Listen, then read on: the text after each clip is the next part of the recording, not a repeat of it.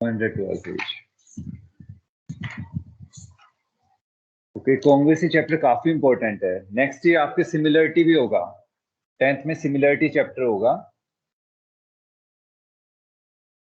तो अगर आपका इस अभी क्लियर है ये कॉन्ग्रेसी चैप्टर, तो सिमिलरिटी बहुत इजी हो जाएगा आपके लिए। तो कॉन्ग्रुएंसी क्या होता है, यानी कि कोई भी दो चीजें हैं उनको कॉन्ग्रुएंट कब कहते हैं हम। कोई भी दो थिंग्स है, एक चीज कोई भी दो थिंग्स ले लिया हमने, एक ट्राइंगल ले लिया, दूसरा ट्राइंगल ले लिया, इनको सेम कब कहेंगे, जब इनका शेप और साइज दोनों सेम हो। तो हम कॉन्ग्रुएंस में दो चीजें देखते हैं, एक तो शेप सेम होना चाहिए दोनों का, एक साइज भी सेम होना चाहिए। ये दो चीजें कॉन्ग्रुएंस में देखी जाती है। और सिमिलरिटी में सिर्फ शेप देखा जाता है। सिमिलरिटी में केवल शेप देखा जाता है, यानी एक छोटा हो एक बड़ा हो वो फर्क नहीं पड़ेगा। यानी कि एक छोटा भाई एक बड़ा भाई हो, दोनों एक जैसे दिखते हो तो वो सिमिलर है, हम कहते हैं और अक्सर कि दोनों सिमिलर है। कॉन्ग्रुएंसी ट्विंस होंगे एक तरह से, दोनों ट्विंस हो, यानी कि उन दोनों को ओवरलैप कर दो तो बिल्कुल ओवरलैप हो जाएंगे एक दूसरे को। ठीक है, तो सिमिलरिटी में केवल शेप देखा जाता है, चाहे छोटा हो बड़ा उससे फर्क नहीं पड़ेगा, शेप एक जैसा होना चाहिए उनका। जैसे हमने एक ट्राइंगल ये लिया और दूसरा ट्राइंगल ये ले लिया, अब दोनों का शेप तो सेम है, साइज डिफरेंट है, ये दोनों सिमिलर हैं, ये दोनों सिमिलर लेकिन कॉन्ग्रुएंट नहीं है। कॉन्ग्रुएंट का मतलब हो गया कि साइज भी सेम होना चाहिए उनका, इनका साइज भी सेम होना चाहिए। इसलिए आप देखोगे जब भी हम सिमिलर करते हैं तो ये साइन यूज करते हैं सिमिलर के लिए। अगर ट्राइंगल ए बी सी और पी क्यू आर है, अगर सिमिलर तो ये साइन यूज होगा। ये शेप के लिए यूज होता है साइन, और साइज के लिए इक्वल टू और लग जाता है, यानी दोनों ट्राइंगल्स कॉन्ग्रुएंट है, इनका साइज भी सेम है और सिमिलर भी है, शेप भी सेम है। तो ये हमारा कॉन्ग्रुएंट हो गया। तो कॉन्ग्रुएंट का मतलब दोनों ओवरलैप कर सकते हैं और दोनों को एक जैसे ओवरलैप हो जाएंगे।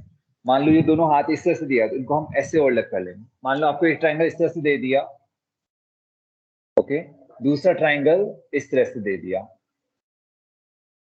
ओके, दोनों का शेप सेम है, दोनों का साइज भी सेम है, इनको ओवरलैप कैसे करेंगे। ये वाला ऐसे टर्न करके ओवरलैप हो पाएगा, ये तो है ना, तो ये ओवरलैप हो जाएगा। चाहे आपको ऐसे दे दे ट्राइंगल कुछ, इसको आप कैसे करोगे, पहले ऐसे घुमाओगे फिर ऐसे घुमाओगे, एक बार तो ऐसे टर्न होगा, ऐसे टर्न होगा तो ये कुछ ऐसा बन जाएगा, और फिर एक बार ऐसे और टर्न करना पड़ेगा, फिर आपका ये ऐसे बन जाएगा, फिर ऐसा कैसा ओवरलैप हो जाएगा। तो आपको टर्न करके घुमा फिर आपको उसको ऊपर ओवरलैप करना चाहिए, कॉन्ग्रुएंट है, ये चीज है कॉन्ग्रुएंसी में। ओके, अगर दो ट्राइंगल्स, मेनली हम सब ट्राइंगल्स का देख रहे हैं, कॉन्ग्रुएंट है तो क्या सेम होगा उनका एंगल्स। ट्राइंगल में होती क्या क्या क्या चीजें हैं, शेप और साइज होती है, मेनली होती क्या है अमन या आदित्य, या तो होंगे साइड्स या होंगे एंगल्स, है ना। कोई भी दो ट्राइंगल्स हो गए तो थ्री तो एंगल्स हो गए और थ्री हमारी साइड्स हो गई, टोटल सिक्स क्वांटिटीज हो गई, सिक्स क्वांटिटीज हो गई टोटल। थ्री तो एंगल्स हो गए, थ्री साइड्स हो गए, टोटल कितनी क्वांटिटीज हो गई, सिक्स क्वांटिटीज होंगी ना total. Three sides three angles होंगे हमारे पास, ठीक है। अब कॉन्ग्रुएंसी प्रूव करने के लिए क्या करना पड़ता है हमें, दोनों के शेप और सेम साइज है, इसका मतलब कोई भी दो ट्राइंगल लेंगे हम जो दिए हुए हैं, उनके इस साइड के कॉरेस्पॉन्डिंग साइड देखेंगे हम, अगर ये इक्वल है, मान लीजिए 2 सेंटीमीटर, थ्री है, ये 4, 2 3 4, ये हमारी हो ये एंगल मान लो 80 डिग्री है, ओके, ये एंगल हमारा 60 डिग्री, 140 डिग्री, ओके, यहाँ पर भी ऐसे ही 80 degree, 60 degree, 40 degree, okay. Congruency का मतलब क्या हो गया, इसके करस्पॉन्डिंग कौन सी साइड है, ये वाली है जो इक्वल है, इसके करस्पॉन्डिंग कौन सी साइड है, ये वाली, इसके करस्पॉन्डिंग ये वाली, और इसके करस्पॉन्डिंग एंगल ये वाला, इसके करस्पॉन्डिंग एंगल ये वाला, इसके करस्पॉन्डिंग एंगल ये वाला। तो जो करस्पॉन्डिंग चीजें हैं, करस्पॉन्डिंग साइड से करस्पॉन्डिंग एंगल्स, वो इक्वल होंगे, वो इक्वल होंगे, ओके। तो टोटल कितनी क्वांटिटीज इक्वल होंगी, सिक्स क्वांटिटीज इक्वल होंगी, ये चीजें होंगी इसमें।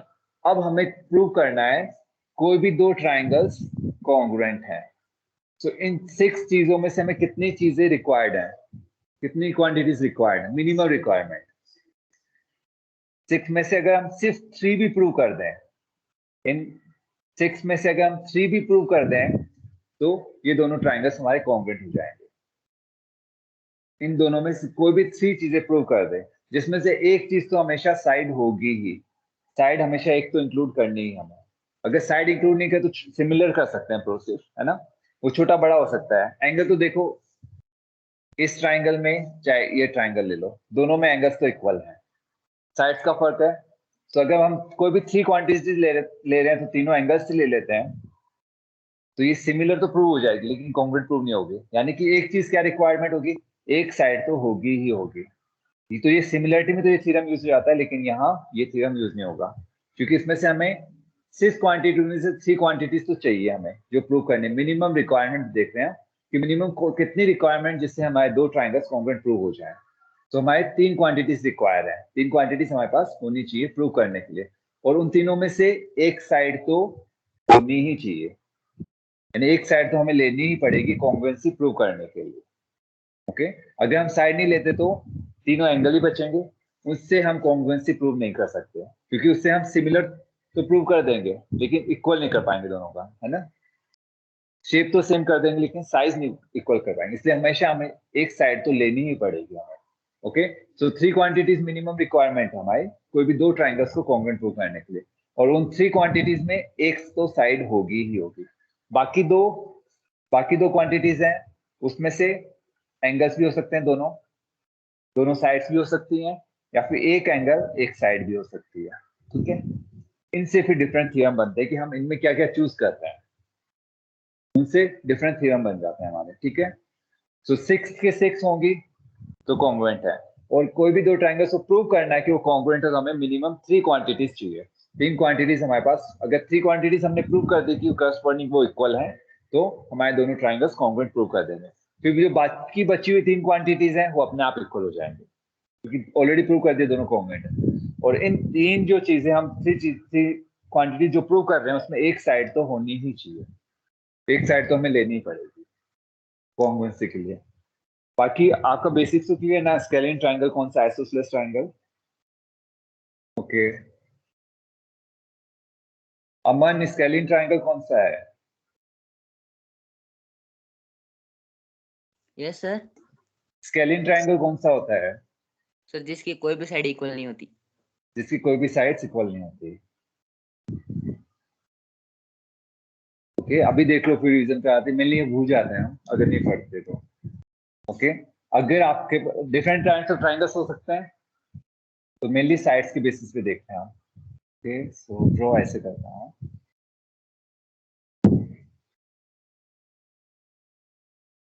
ये एक ट्राइंगल है ए बी सी, ठीक है। इस ट्राइंगल में तीनों साइड्स इक्वल हैं कि सारी तीनों साइड्स अनइक्वल है? अनइक्वल है। अगर कोई ट्राइंगल जिसमें तीनों साइड्स अनइक्वल हो, इक्वल साइड्स की ना, तो उसे स्केलिन ट्राइंगल कहते हैं, स्केलिन ट्राइंगल। ओके, अब बताओ सबसे बड़ी वाली साइड कौन सी है?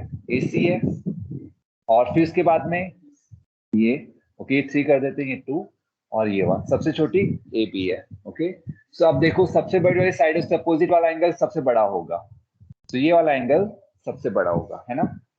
जो सबसे बड़ी साइड है उससे अपोजिट सबसे बड़ा एंगल होगा, और जो सबसे बड़ा एंगल है उससे अपोजिट वाली साइड सबसे बड़ी होगी। ओके, दूसरे नंबर की कौन सी होगी साइड? ये वाली है, तो दूसरा सबसे बड़ा वाला एंगल ये होगा, और सबसे छोटी वाली साइड कौन सी? ये, तो सबसे छोटा एंगल ये। तो सबसे छोटे एंगल के सामने वाली साइड उसके अपोजिट वाली साइड सबसे छोटी होगी, और सबसे छोटी वाली साइड उसके अपोजिट वाला एंगल सबसे छोटा होगा। ये हमारा स्केलिन ट्राइंगल हो गया। ओके, साथ में हम कुछ प्रॉपर्टीज भी देखते रहेंगे, ठीक है। दूसरा ट्राइंगल हो गया जिसमें दो साइड्स इक्वल हो जाए, ठीक है, इसमें कोई इक्वल नहीं है, अब दो साइड्स इक्वल कर रहे हैं, ये हमारा आइसोसेलेस ट्राइंगल होता है। आइसो मतलब सेम, और स्लेस मीन्स लेग्स, जिसकी सेम लेग्स हो। ये लेग ही तो हो गए, एक लेग दूसरा लेग, अगर दोनों लेग्स इक्वल हैं तो वो आइसोसेलेस ट्राइंगल होता है। ये ग्रीक वर्ड है, आइसो मतलब सेम होता है, आपने आइसोटॉप्स या आइसोबार पढ़ा होगा, है ना। आइसो मतलब सेम, टॉप से मतलब ऊपर, जो अब मैं भूल गया केमिस्ट्री में क्या था वो, एटॉमिक नंबर और वेट होता है कुछ इस तरह से कंपेयर करते हैं। सो जिस आइसोसेलेस ट्राइंगल क्या हो गया, जिसके सेम लेग्स हो, दोनों लेग्स इक्वल हो। चाहे ऐसे बना सकते हैं हम, इसको ऐसे भी बना सकते हैं,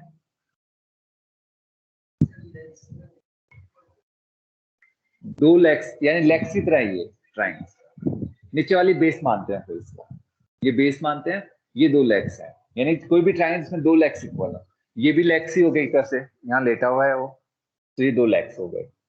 आइसो मतलब सेम लेग्स, ये लेग्स इक्वल है दोनों, ठीक है। ट्राइंगल कैसे भी हो सकता है, इसमें दो साइड्स अगर इक्वल हो जाए तो वो आइसोसेलेस ट्राइंगल होता है। आइसोसेलेस ट्राइंगल की प्रॉपर्टी होती है कि जैसे A B C, A B का अपोजिट एंगल कौन सा है, सी, ए सी का अपोजिट एंगल कौन सा है, बी। ओके, सो जो साइड्स अगर okay angles opposite to equal sides भी हमारे इक्वल होंगे, क्योंकि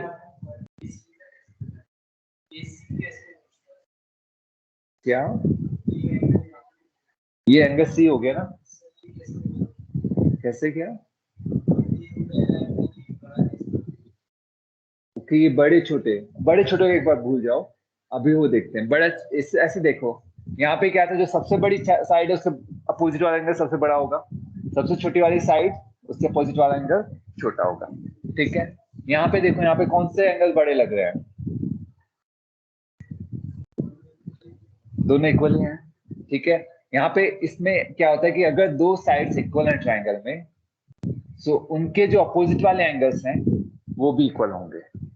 ए बी का अपोजिट एंगल कौन सा है, एंगल सी, एंगल सी भी किसके बराबर हो गया, एंगल बी, ये दोनों एंगल्स इक्वल हो गया। ये सबसे छोटी साइड है, अगर ये साइड इससे छोटी तो इससे तो छोटी होगी, ये छोटी है तो ये एंगल छोटा हो गया, ठीक है। सो आइसोसेलेस ट्रायंगल में ये होता है कि दो साइड्स इक्वल होती है, अगर दो साइड्स इक्वल तो उनके अपोजिट वाले एंगल्स भी इक्वल हो जाएंगे, ठीक है। या फिर ये कह लो, एक ट्रायंगल जिसमें दो एंगल्स इक्वल है, सो उनके अपोजिट वाले साइड्स हैं जो, वो भी इक्वल होंगी, ठीक है। ये हमारी आइसोसेलेस ट्रायंगल की प्रॉपर्टी है, ठीक है। बाकी एक प्रॉपर्टी वो देखेंगे अभी हम, वो बाद में डिस्कस करते हैं। पहले हम इक्विलेटरल ट्रायंगल देख लेते हैं। अब इक्विलेटरल, ओके, इसमें अगर मैं एक एंगल ये दे दूं तो ये दोनों कैलकुलेट कर सकते हैं आप। अगर ये 40 डिग्री है तो इनका सम कितना हो जाएगा, 140, और उसका हाफ, दोनों 70 70 निकल जाएंगे, 70 डिग्री। ओके, तीसरा ट्राइंगल हमारा इक्विलेटरल, इक्विलेटरल साइड्स, इक्विलेटरल, तीनों साइड्स इक्वल हो गए। इसमें मैं चाहे एंगल ना दूं, आप फिर भी कैलकुलेट कर सकते हो, 180 डिवाइड बाय 360, 60 60, तीनों साइड्स इक्वल हैं तो उनके अपोजिट वाले एंगल्स भी इक्वल हो जाएंगे सारे। अगर तीनों एंगल्स इक्वल है तो उनके अपोजिट वाले तीनों साइड्स इक्वल हो गए। ये हमारा स्केलिंग था, ये हमारा आइसोसेलेस इक्विलेटरल ट्रायंगल। ओके, अब अगर मैं यहाँ से परपेंडिकुलर डालता हूँ कि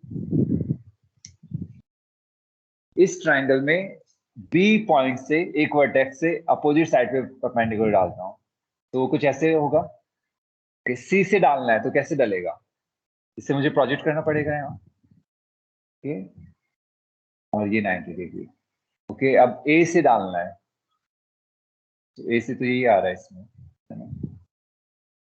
ए से इस पे, अगर इस पे डालना है तो इसे प्रोजेक्ट करोगे, और ये परपेंडिकुलर होगा इस साइड पे। देखो मैंने किससे डाला, बी से तो डाला, ए सी पे परपेंडिकुलर डाला, आ गया।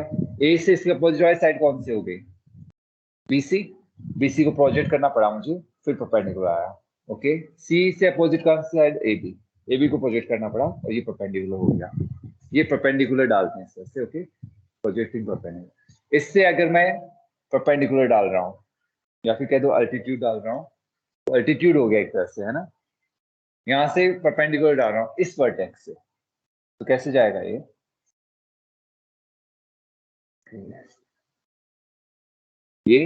परपेंडिकुलर हो गया।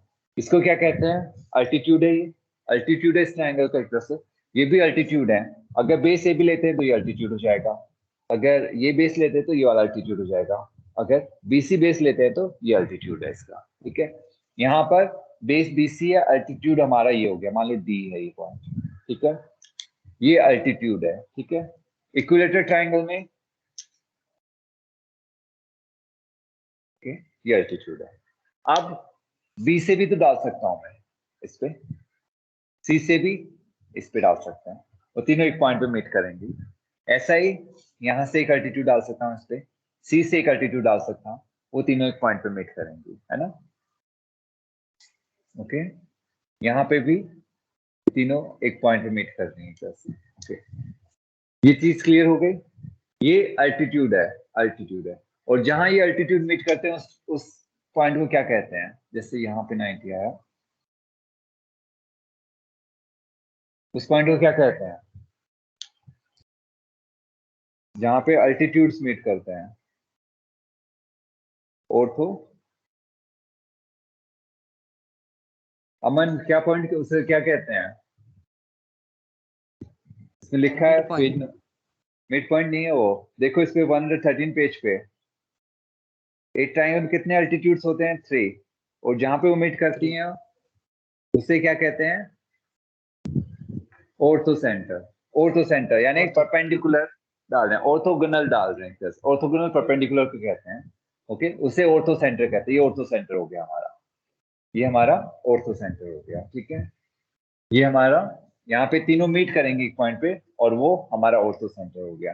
ये चीज क्लियर हो गया। अब मीडियन क्या होता है? मीडियन देखते हैं, फिर इसी में मीडियन को देखेंगे, कंपेयर करेंगे। मीडियन क्या होगा?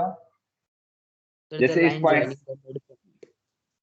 यानी कि वर्टेक्स से अपोजिट साइड का मिड पॉइंट ज्वाइन करना हमें।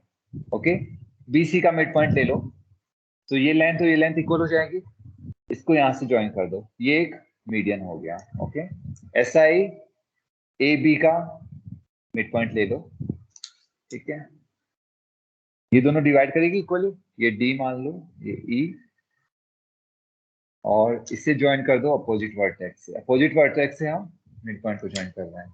ऐसा ही एसी का मिड पॉइंट ये होगा, तो ये लेंथ इक्वल होगी, और इनको ज्वाइन कर दो। ओहो, एक सेकेंड, और जहां मीडियंस मीट करते हैं उस पॉइंट को क्या कहते हैं? इन कुछ है शायद, देखो बुक में,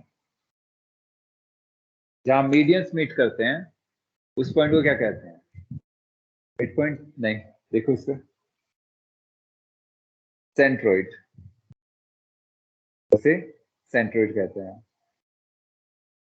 The point of intersection of median is called as centroid, उसे सेंट्रोइड कहते हैं हम। ये पॉइंट सेंट्रोइड होगा। ये पॉइंट्स इतने इंपॉर्टेंट नहीं है, हमारे आगे काम नहीं आएंगे तो। और एक चीज ध्यान रखना, मीडियन कैसे डिवाइड करते हैं एक दूसरे को? 2:1 में, यानी ये लेंथ डबल होगी इसकी, ये वाली लेंथ इसकी डबल होगी, ये वाली लेंथ इसकी डबल होगी। ओके, यहाँ देख लो, चाहे यहाँ बहुत इजीली समझ में आ जाएगा। ओके,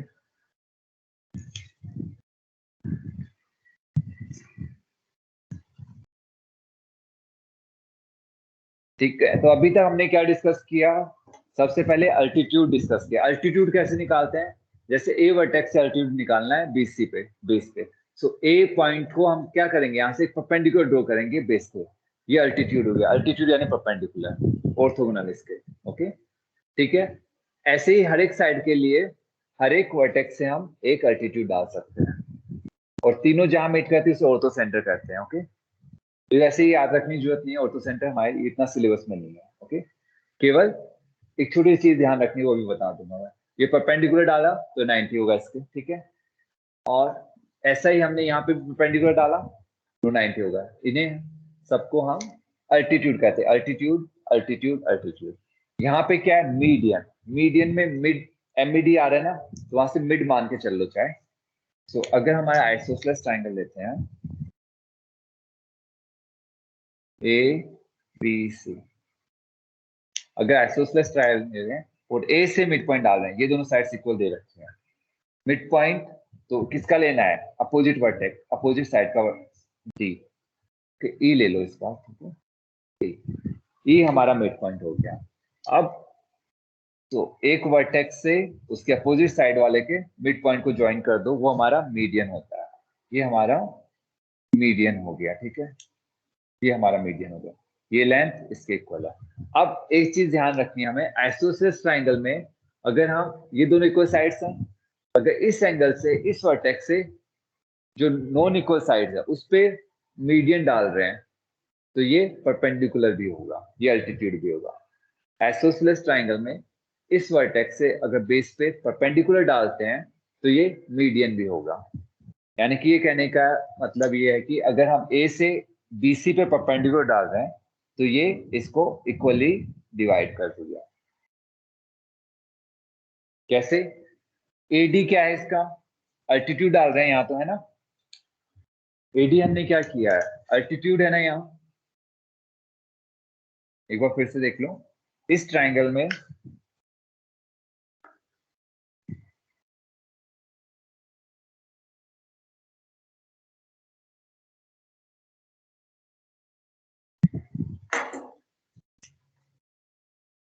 इस ट्राइंगल में हम क्या ड्रॉ कर रहे हैं? अल्टीट्यूड ड्रॉ कर रहे हैं। तो उसके लिए क्या करेंगे? अल्टीट्यूड ग्रीन से करते हैं, ठीक है। यहां से एक परपेंडिकुलर डालेंगे, किस साइड पे? बीसी पर। परपेंडिकुलर डाल दिया हमने। परपेंडिकुलर डालना आपको ज्योमेट्रिकली आता ही होगा वैसे। इसके परपेंडिकुलर डालेंगे, यानी ए वर्टेक्स से एक लाइन, स्ट्रेट लाइन होगी जो बीसी के परपेंडिकुलर होगा, इसको हम अल्टीट्यूड कहते हैं, ठीक है। इसमें ये क्या करेगा? ये जो अल्टीट्यूड है ये मीडियन भी होगा, चाहे आप ऐसे ड्रॉ कर लो, इसका मिड पॉइंट ले लो और उन दोनों को ज्वाइन कर दो। ओके, ये क्या है? मीडियन ड्रॉ किया है ना। यहां हमने मीडियन ड्रॉ किया, यहां अल्टीट्यूड ड्रॉ किया। ये दोनों लाइन सेम ही होंगे, ये दोनों लाइन। डिफरेंस देखो, ओके, डिफरेंस ये है, अल्टीट्यूड क्या होता है?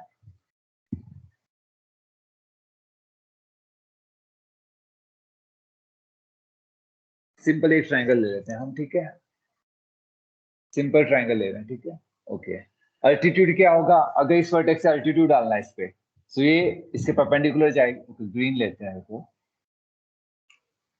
अल्टीट्यूड यानी परपेंडिकुलर डाल रहे हैं, इस वर्टेक्स से इस लाइन पे परपेंडिकुलर डाल दो। ये क्या हो गया? अल्टीट्यूड। अल्टीट्यूड हो गया ना, ये इसके परपेंडिकुलर। अब इसी वर्टेक्स से इस पे मीडियन डालना है, हमें मीडियन बनानी है। मीडियन कैसे बनेगी? ए बी सी है, सो बीसी का मिड पॉइंट लेना पड़ेगा हमें। बीसी का मिड पॉइंट मान लो ये आ गया और डी मार्क कर दिया। इसका मतलब ये जो लेंथ है ये वाली इसके बराबर होगी, है ना। B D equal to D C होगी, क्योंकि मिड पॉइंट लेना है। इस मिड पॉइंट को अपोजिट वर्टेक्स से ज्वाइन कर दो। सो ये क्या हो गया? ये मीडियन हो गया। इसको मीडियन कहते हैं। ये तो हमारी मीडियन है और ये हमारी अल्टीट्यूड है। ये चीज क्लियर हो गई? हर एक ट्राइंगल के लिए ऐसे ही है। परपेंडिकुलर का मतलब, अल्टीट्यूड का मतलब वर्टेक्स से अपोजिट वाली साइड पे परपेंडिकुलर डाल दो, ओके। और मीडियन का मतलब क्या हो गया? वर्टेक्स से अपोजिट साइड वाले का मिड पॉइंट ज्वाइन करना। यहाँ पे ध्यान रखो मिड आ रहा है एक तरह से, सो मिड, मिड पॉइंट को ज्वाइन कर दो। ये दोनों पर अल्टीट्यूड मीडियन डिफरेंट है यहाँ। लेकिन आइसोसेलेस ट्राइंगल में क्या होता है? आइसोसेलेस ट्राइंगल में क्या होता है कि हमने जो ये ड्रॉ किया अल्टीट्यूड, ये कहाँ कट करता है? इस बीसी को मिड पॉइंट पे कट करता है हमेशा। ये दोनों साइड्स इक्वल है। ये जो अल्टीट्यूड ड्रॉ कर रहे हैं ये इसको मिड पॉइंट पे कट करता है हमेशा। यानी डी क्या है? इस बीसी का मिड पॉइंट भी है। तो इसका मतलब एडी क्या हो गया? अल्टीट्यूड भी है और मीडियन भी है ना। एडी क्या हो गया? अल्टीट्यूड भी है और मीडियन भी है। ये जो अल्टीट्यूड है ये मीडियन भी है। आइसोसेलेस ट्रायंगल कौन सा? वर्टेक्स से जो नॉन इक्वल साइड है उस पर अगर परपेंडिकुलर डालते हैं तो वो बीसी को बाइसेक्ट करता है एक तरह से, है ना। बाइसेक्ट करता है, इसका मतलब डी मिड पॉइंट हो गया। इसका मतलब एडी क्या हो गया? अल्टीट्यूड तो है ही, साथ में ये मीडियन भी है, ये मीडियन भी है ना, ये मीडियन भी है। ओके, हम प्रूव भी कर सकते हैं बाद में कॉन्ग्रुएंसी से। इन दोनों ट्राइंगल्स को कॉन्ग्रुएंट प्रूव कर सकते हैं बाद में। कॉमन साइड ये इक्वल है, ये दोनों इक्वल साइड्स हैं। कॉमन साइड ये दोनों एंगल्स ऑलरेडी इक्वल है। और अगर ये अल्टीट्यूड है तो ये 90 डिग्री है। ये एंगल ले सकते हैं, ये एंगल ले सकते हैं और एक कोई भी साइड ले लो, एक कोई भी साइड ले लेंगे तो क्या हो जाएगा, ए एस, उससे ये दोनों प्रूव हो जाएंगे। कैसे भी कर सकते हैं, ए एस से भी कॉन्ग्रुएंट हो गए तो ये लेंथ भी इसके इक्वल हो जाए, वो हम बाद में देखते हैं, फिर कॉन्ग्रुएंसी देखेंगे तब, ठीक है। सो हमें इतना ध्यान रखना है, जो अल्टीट्यूड होगा आइसोसेलेस ट्रायंगल में, हाँ सिर्फ एक ही होगी, एक ही अल्टीट्यूड मीडियन की तरह एक्ट करेगा। क्यों, कौन सी, वो भी अगर हम इस वर्टेक्स से जो नॉन इक्वल साइड है उस पे एक अल्टीट्यूड डाल रहे हैं तो वो मीडियन की तरह एक्ट करेगा।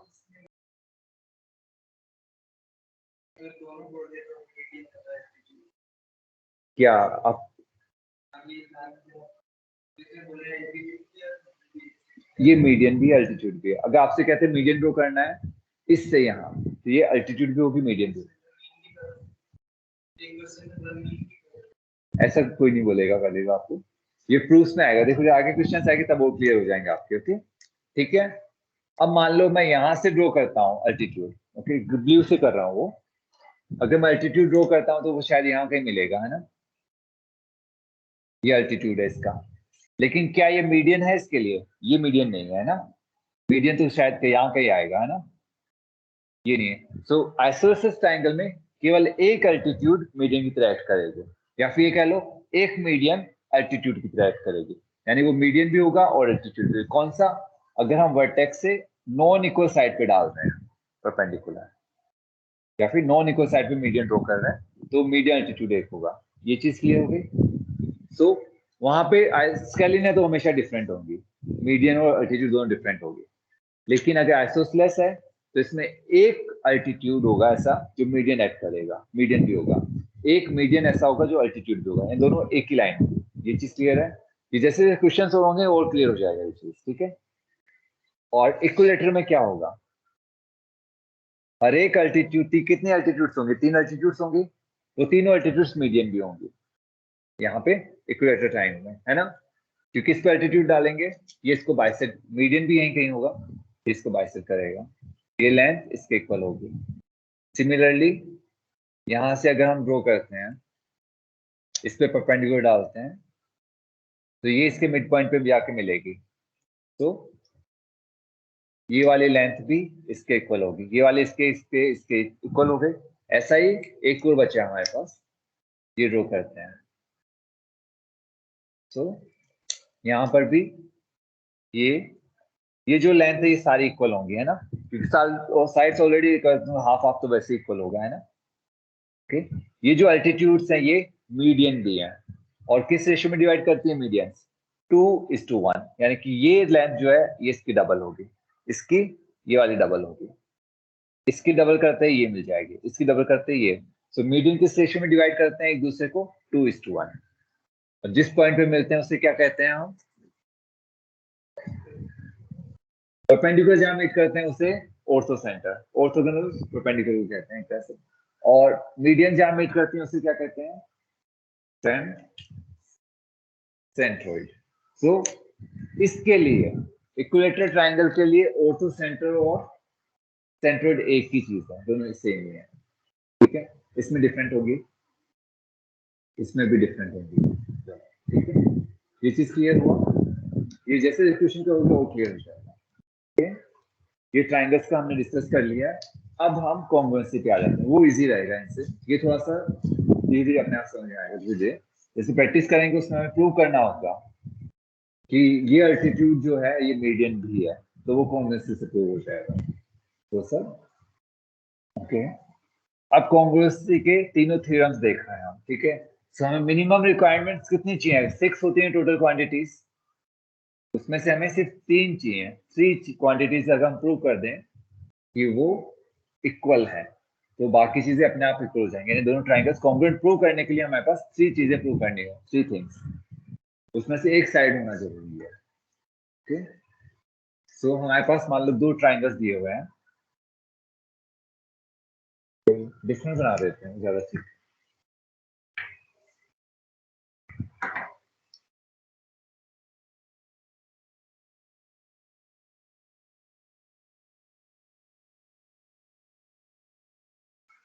ए B C, P Q R, okay.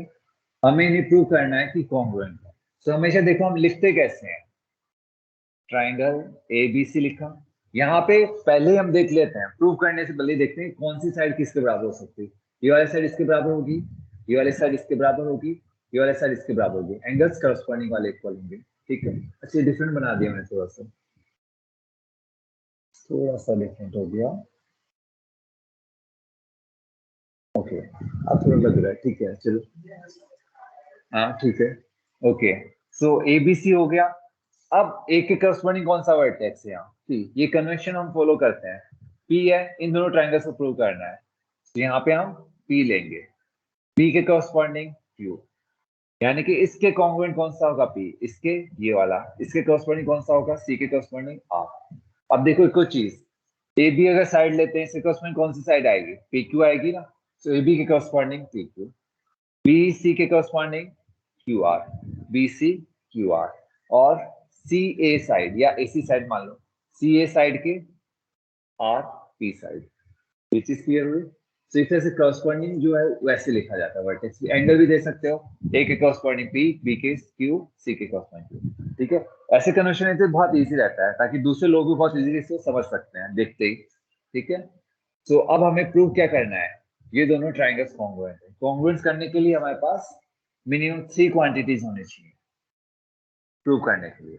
ठीक है, अगर मान लो हमने एक साइड ले ली, ओके, अब इसमें हम देखते हैं, equal to PQ।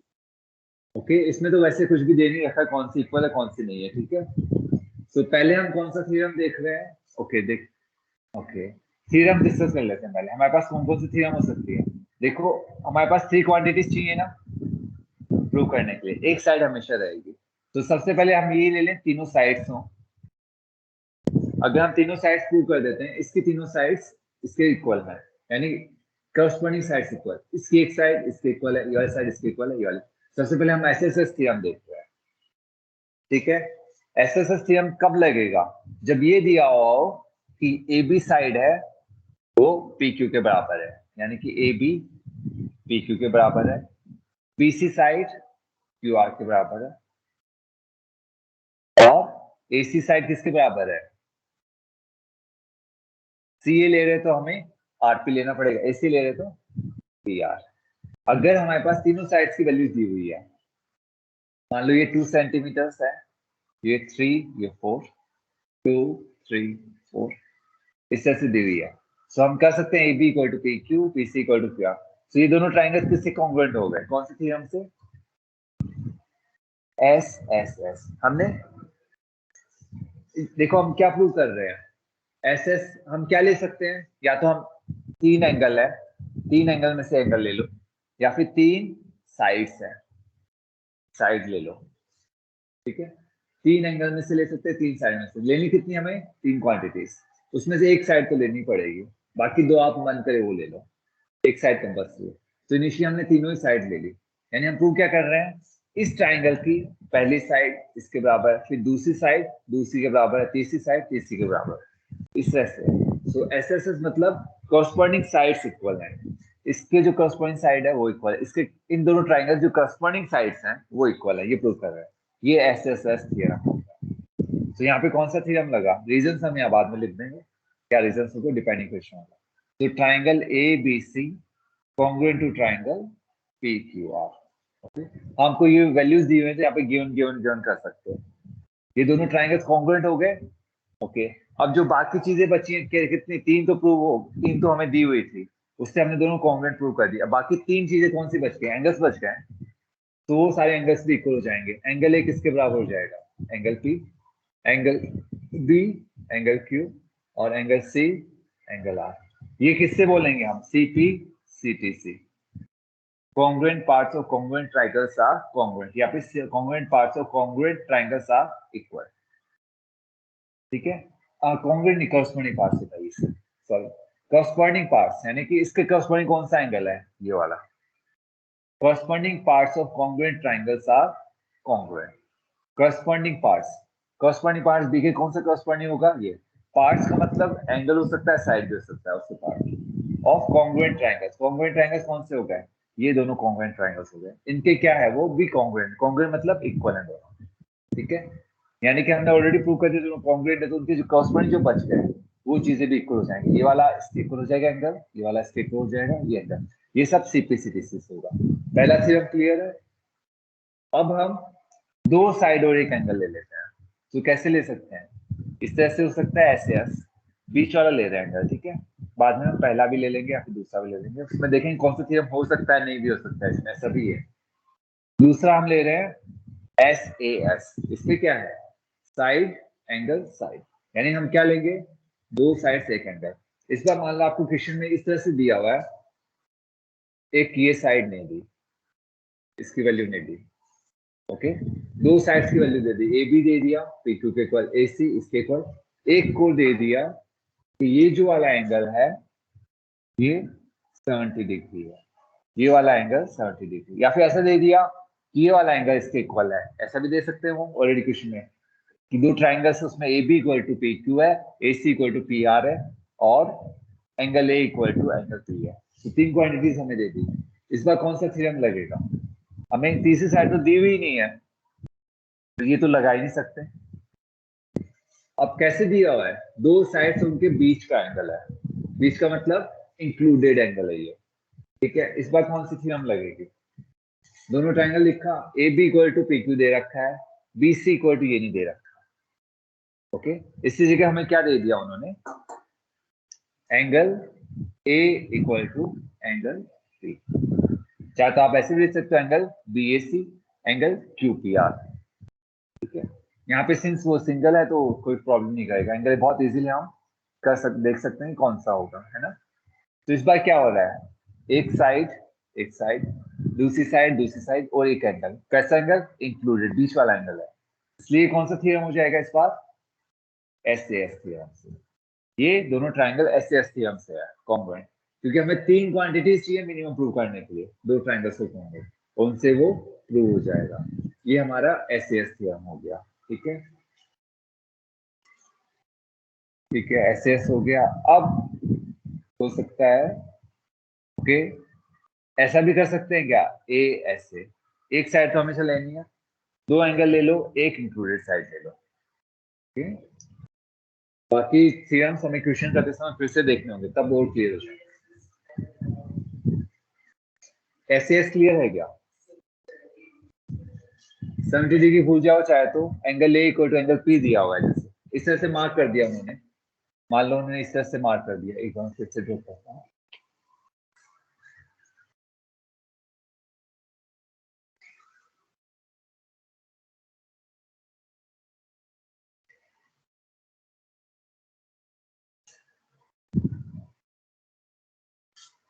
A B C P Q R, मान लो ऐसे ड्रॉ कर दिया, ए बी साइड इस तरह से दी हुई है,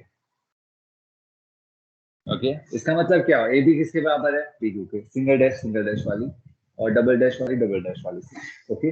और ऐसे दे दिया आपको, तो इसका मतलब ये वाला एंगल इसके बराबर है। तो ये किससे प्रूव हो रहा है? ये आपने इस तरह से लिखा, S A S, S A S हो गया, दो साइड्स उनके included angle, S A S. आप चाहो तो यहाँ पे बाद में देख सकते हो हमने क्या क्या लिया, एस ए एस। तो एक ट्रायंगल लेके देखो, एस ए एस, दो साइड से इंक्लूडेड एंगल, ठीक है। इसमें अब तीसरा थ्योरम देखते हैं, ए एस। इस बार आपको इस तरह से दिया हुआ हो,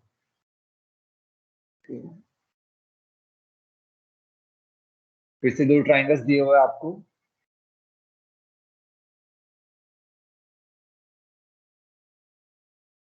ए B C P Q R, okay. ये 90 डिग्री नहीं है, लग रहा है लेकिन है नहीं, ठीक है। दिया हुआ नहीं है तो नहीं मान सकते। इस बार हमें ए ऐसे दिया हुआ, इसका मतलब आपको ये एंगल दे दिया इसके बराबर, ये वाली साइड इसके बराबर, और ये वाली एंगल इसके बराबर। अगर आपको क्वेश्चन में इस तरह से दिया हुआ, इतना इतना ही डेटा दिया हुआ, ये वाला एंगल इसके बराबर दिया हुआ है, ये वाला एंगल इसके बराबर, ये साइड इसके बराबर, इस बार कैसे प्रूव होगा? तो आप कैसे लिखोगे? आपको अभी पता नहीं कौन सा थ्योरम लग रहा है, ठीक है। तो हम देखते जाएंगे, एंगल बी किसके बराबर है? Angle Q, B C Q R, और एंगल सी एंगल आर, है ना। तो यहाँ पे कौन सा थ्योरम लगा? Angle side angle, A S A. S कौन सा? इंक्लूडेड साइड है, दो एंगल से बीच वाला साइड, इंक्लूडेड साइड्स। तो ये कौन सा थ्योरम हो गया? ASA theorem. ये ASA थ्योरम हो गया, है ना? ये प्रूव हो गया तो बाकी सब सिंप्लिसिटी से प्रूव हो जाएंगे। सिंप्लिसिटी से क्या क्या प्रूव कर सकते हैं? ये वाला एंगल इसके इक्वल है, बची हुई चीजें। ये वाली साइड इसके इक्वल है, ये वाली साइड इसके इक्वल है।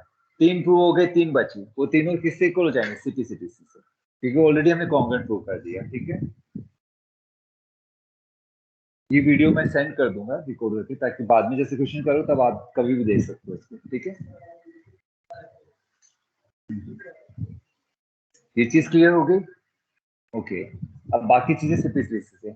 हमारे 3 थ्योरम हमने डिस्कस कर लिया। ये ऑलरेडी हो गया, ये हो गया, ये भी हो गया। सो तीनों साइड्स प्रूव कर दें तो बाकी बची हुई तीनों एंगल्स प्रूव हो जाएंगे। 2 साइड्स उनके इंक्लूडेड एंगल, 2 एंगल उनके इंक्लूडेड एंगल। अभी ऐसे भी हो सकता है AAS, 2 एंगल से इस साइड, चाहे SAA कर दो, इसे AAS कहते हैं मेनली से। ठीक है, चाहे इसको हम SAA कह लो, कोई फर्क नहीं पड़ेगा इससे। ये है 2 एंगल्स एक साइड। इस बार ये इंक्लूडेड साइड नहीं है, है ना? कोई भी 2 एंगल एक साइड है। ठीक है, 2 एंगल से है ना, ये साइड हटा देते हैं बस। ठीक है, तो 2 एंगल से कोई भी एक साइड, ये वाली भी हो सकती है, ये वाली भी हो सकती है ना? AAS, AAS मान लो ये दे दिया इसको। इस बार BC की जगह क्या लिखेंगे? AC equal to PR। अगर आप इस तरह से चल रहे हो AC, तो यहाँ PR लेना पड़ेगा। CA लिख रहे हो तो RP लिखना पड़ेगा। ओके, वो कन्वेंशन फॉलो होगा। ठीक है, इस बार क्या हो गया? Angle angle side. ये कौन सा थ्योरम हो गया? AAS, angle angle side. देख लो, एंगल एंगल साइड लिया है ना? या फिर एंगल एंगल साइड। ये एंगल एंगल साइड से हो गया। अगर ये कॉन्ग्रुएंट हो गए तो बची हुई सारी चीजें कॉन्ग्रुएंट हो जाएंगी।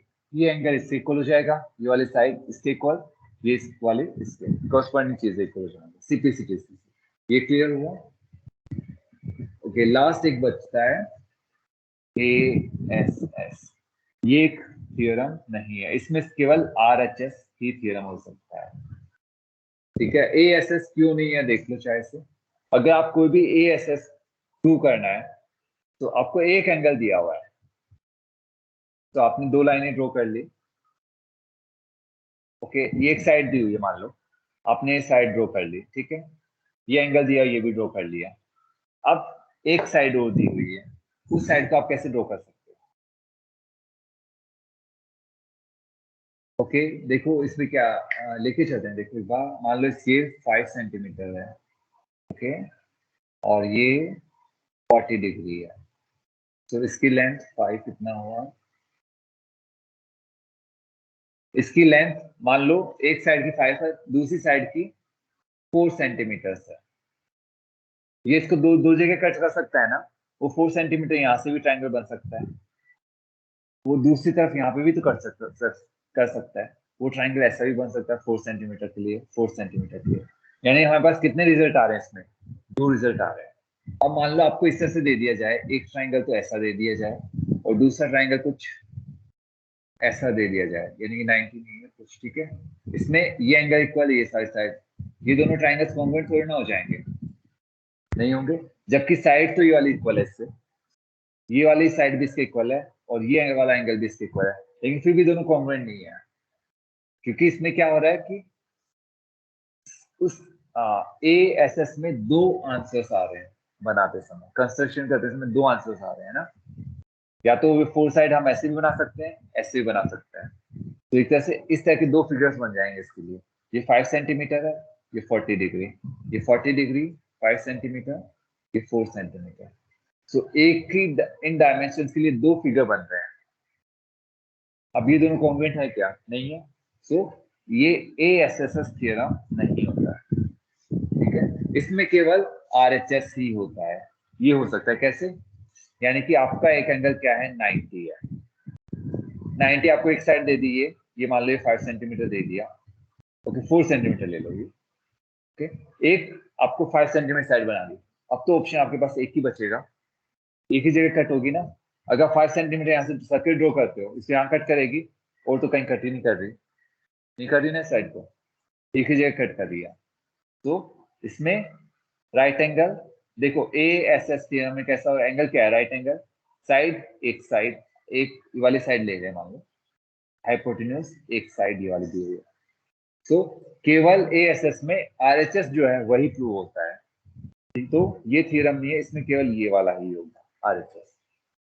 जबकि यहाँ देखो पावर सेंटीमीटर दो जगह कट कर दिया इसको, है ना, जबकि यहाँ केवल एक जगह कट कर, जब भी राइट एंगल हो तो, इसलिए लास्ट थ्योरम हमारा आरएचएस हो गया। एक तरह से एएसएस ही तो ये, तो एएसएस थ्योरम नहीं है, इसमें केवल ये वाला थ्योरम है। तो एसएसएस तीनों साइड दी हुई हो, एसएएस इसमें दो साइड्स इंक्लूडेड एंगल, दो एंगल इंक्लूडेड साइड, इसमें दो एंगल्स एक साइड, ठीक, फिर आरएचएस, ये थ्योरम्स है। ये सब क्लियर क्वेश्चन करते समय हो गया,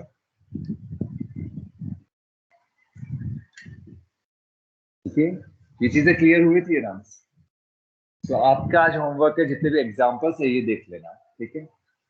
फिर कल जैसे हमारा ट्यूशन खत्म हो जाता है उसके बाद में 15 मिनट्स ले लेंगे, डेली 5 to 10 मिनट्स ले लेंगे हम होमवर्क को, ओके।